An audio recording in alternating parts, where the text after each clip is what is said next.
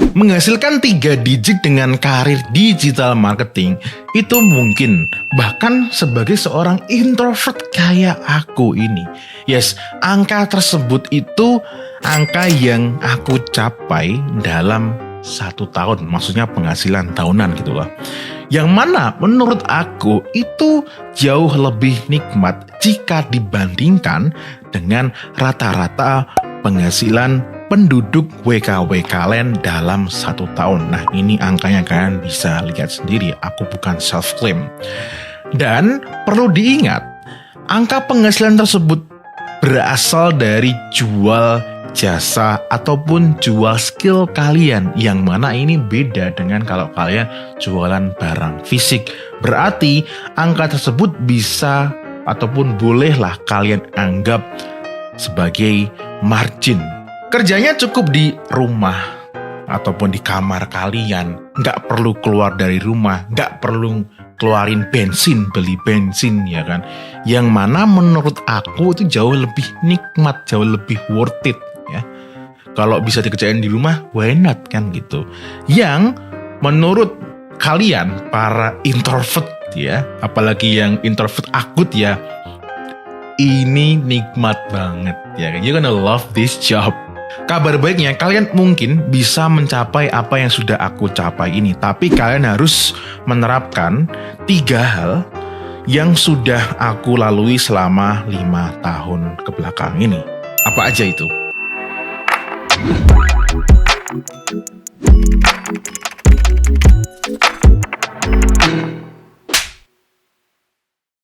Halo guys, kembali lagi dengan Fusik, konsultan Meta Ads. Kali ini kita ada di video baru, series baru ya, yang mana belum ada judulnya karena aku bingung. Dan video ini dimulai karena request dari kalian juga.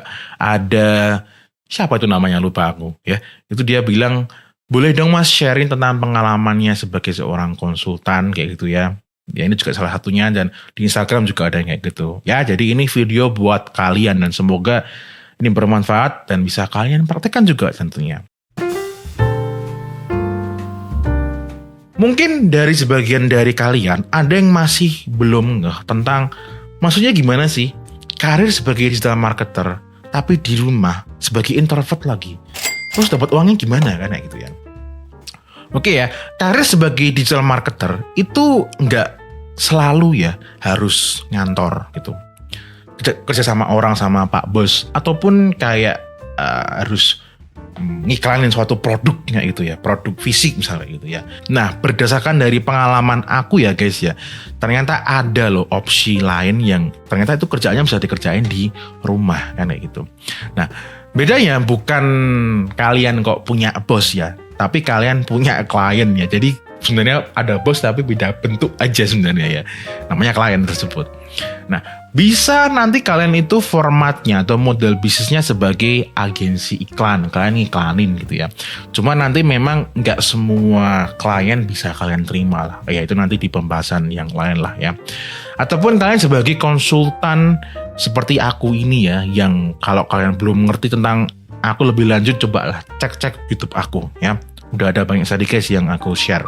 Selain kedua tersebut, nah kalian bisa juga menjual skill dan pengalaman kalian itu ya dalam bentuk e-course ya. Karena di luar sana ada loh orang-orang yang membutuhkan apa yang sudah kalian tahu dan kuasai. Mereka ingin menerapkannya di bisnis mereka sendiri ataupun di tempat mereka sendiri kayak gitu ya. Dan tentunya nanti cara marketingnya jangan ikut-ikutan caranya Mas Gabul-gabul dengan cara ngebulin, marketing gimmick dan sebagainya itu jangan ya. Pokoknya ya ngomong aja lah apa adanya gitu. Terus gimana mas caranya agar kita ini menjadi lebih mungkin untuk mencapai apa yang sudah mas capai gitu kan. Yes, kamu silakan terapkan ya 3 hal ataupun 3 cara ataupun 3 tahap yang sudah aku terapkan itu ya. Yang mana nanti yang nomor 3 itu wajib banget harus kalian praktekkan karena itu yang bisa memungkinkan cuan lebih tebal. Yang pertama adalah di rumah aja tapi ngonten. Yes, jadi dengan kamu rutin ngonten guys, itu nanti orang yang butuh skill digital marketing kamu ya, itu bisa menilai, menimbang dan akhirnya akan ngejudge kalian. ya. Misal nih ya, ada orang yang mau hiring ataupun beli e-course kalian gitu kan. Pasti mereka akan bertanya-tanya gini, ini orang masuk nggak ya kalau aku hire? Gitu. Terus berikutnya, kalau aku beli e-course dia, itu worth it atau enggak ya? Ya gitu kan. Terus lanjut, pengalaman dia ini, itu seberapa dalam sih? Ya, itu semua adalah pertanyaan-pertanyaan yang akan muncul ketika orang itu mau bertransaksi sama kita, ya, sebagai orang yang menjual jasa digital marketing tersebut. Nah, bayangin kalau kalian itu tidak menjawab di dalam konten-konten kalian, atau bahkan nggak ada konten. Sudah pasti ya, mereka akan bebas berasumsi tentang diri kita. Yang mana itu sangat-sangat wajar. Semua orang bebas berasumsi. Bahkan ada orang yang ngatain aku mukanya Kak Kon. Ada yang bilang aku ngedabrus. Silakan, itu bebas. Bahkan itu udah bikin konten. Nah, ya kan? Karena faktanya gini ya guys ya. Dari pengalaman-pengalaman aku dibayar sama klien-klien ya, untuk konsultasi Meta Ads, itu mereka tuh nggak langsung bayar.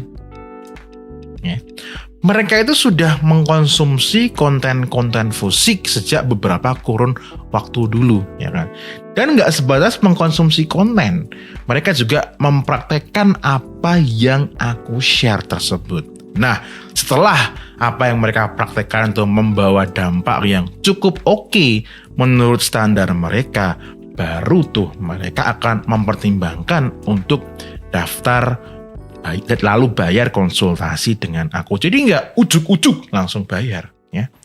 Doesn't work like that. So, ya, bikinlah konten ya secara rutin di sosmed andalan kalian. Kalau di aku di YouTube, kenapa? Formatnya panjang, ya. Karena aku suka ngomong yang panjang dan kebetulan memang apa yang akan aku share tuh banyak juga.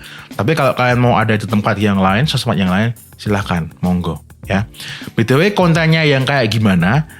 Ya itu harus dibahas lebih panjang lagi ya. Coba kalau kalian pengen, komen aja di bawah. Terus lanjut yang kedua ya.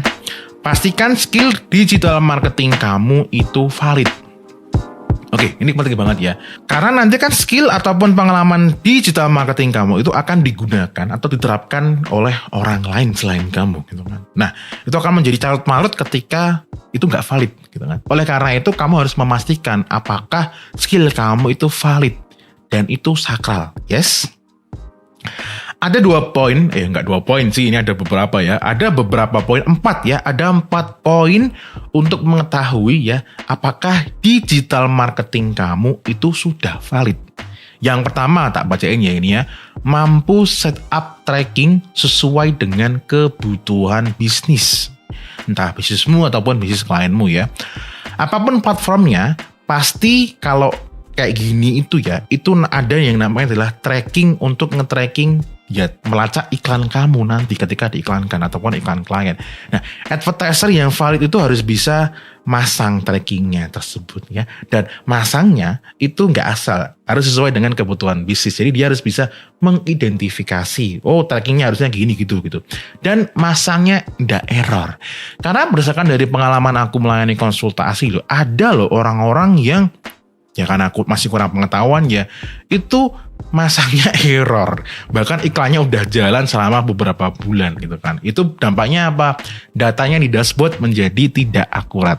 Nah, itu kan gawat. Yang kedua adalah bisa setup campaign sesuai dengan goal bisnis. Nah, misal kalau di Meta Ads, berdasarkan dari pengalaman aku ya, misal kepengen penjualan ya berarti, maksudnya penjualan langsung di website ya, berarti milih kampanyenya adalah kampanyenya, objektifnya adalah sales ya kan, dan menggunakan pixel purchase. Nah, misal seperti itu. Nah, bukan kok kalian memilih kampanyenya adalah engagement, terus kepengennya mendapatkan penjualan. Nah, itu kan nggak sinkron. Nah, misal seperti itu. Yang ketiga adalah paham cara membaca matriks di dashboard yang sesuai dengan kebutuhan bisnis. Misal kalau di Meta Ads berarti ya bisa membaca data mulai dari landing page view, itu cart, checkout, purchase kayak gitu. Ataupun kalau kalian misal mencari lead ya, berarti dari landing page view terus menjadi lead. Dan kalian harus bisa tahu ya caranya munculin matrix tersebut. Yang keempat, mampu menerjemahkan data matrix di dashboard untuk menganalisa performa dan perbaikan. Sebatas bisa baca dashboard kayak tadi, itu udah oke ya. Cuman itu belum cukup ternyata. Kamu juga harus bisa menerjemahkan data tersebut. Misal nih ada campaign yang jelek. Oh, ini kemungkinan ya yang jelek adalah konten iklannya atau mungkin landing page-nya gitu kan. Dan lebih dari itu, misal nih, oh ini kok campaign-nya udah nggak oke ya. Oh oke, mungkin karena kontennya sudah nggak dinikmati lagi sama audiens. Oh mungkin karena ada kompetitor. Oh mungkin produknya udah uzur. Oh mungkin produknya dipengaruhi karena musim. Nah seperti itu. Tentu itu semua bisa menjadi lebih oke ya karena semakin tingginya jam terbang kalian. Ya silakan nanti kalian praktek, semuanya nanti akan tiba waktunya kalian bisa ngomong seperti itu ya. Oke, itu semua adalah teknis ya, yang mana itu tetap bisa dipelajari. Cuman ada satu hal yang itu jauh lebih penting daripada semua teknis ini, yang mana nantinya kalau dipraktekkan dan diterapkan itu bisa bikin jauh lebih cuan dan klienmu juga rela loh bayar kamu lebih mahal. Yang ketiga adalah bisa ngulik di luar dashboard agar dibayar lebih mahal. Ya, jadi ngulik di luar dashboard itu gampangannya adalah, coba tak bacain aja ya. Kemampuan untuk membuat ataupun memperbaiki variabel-variabel di luar dashboard seperti konten iklan, penawaran, landing page, branding, produknya, dan lain-lainnya. Karena secanggih-canggihnya kita ngobrak-ngabrik, ngotak-ngatik dashboard ya, itu pengaruhnya nggak signifikan hangat lagi banget ya. Bahkan bisa dibilang jatuhnya malah bakar duit. Contoh nih ya, di salah satu klien aku ya, yang udah aku berak-abrik dan aku saranin ya. Nah ini dia setelah bikin konten iklan baru yang mendemokan value produknya, penjualannya bisa naik 5 kali lipat dari yang sebelumnya Belgedes kayak gini ya. Nah bayangin kalau kamu cuma sebatas bisa ngutak-ngatik dashboard doang. Nah itu kan bisa menjadi malapetaka. Kemungkinan nanti kalau kalian punya klien ya kan, itu nanti kan bisa perang tuh sama kliennya. Karena apa? Kliennya kepengennya ada peningkatan, tapi kalian cuma bisa ngutak-ngatik dashboard. Nah itu nggak nyambung. Terus kalau misal kamu jualan e-course, nah nanti kasihan newbie-newbie yang baru belajar jadi bingung. Aku tuh harusnya ngutak-ngutik apa ya? Karena dia cuma gonta-ganti misal interest atau gonta-ganti di dashboard. Padahal yang diutak-atik harusnya bukan itu. Nah, makanya biasanya e-course kayak gitu cuman dijual di harga kayak 100-200 dan biasanya pakai trik-trik harga coret. Gitu ya. That's it ya, itu semua adalah ringkasan pengalaman aku selama ini ya. Silakan bisa dipraktekkan karena kalau cuman ditonton ya tidak akan ada perubahan, hanya akan ada progres lalu perubahan ya kalau kalian praktekkan. Next bakal kita sambung lagi ya guys ya. Dan kalian kalau punya ide judulnya apa nih ya series ini, karena aku juga belum nemu, silakan bisa tulis di kolom komentar. Oke, gitu aja guys. As always, may we always live in prosperity. This is Fusik signing off. Bye bye.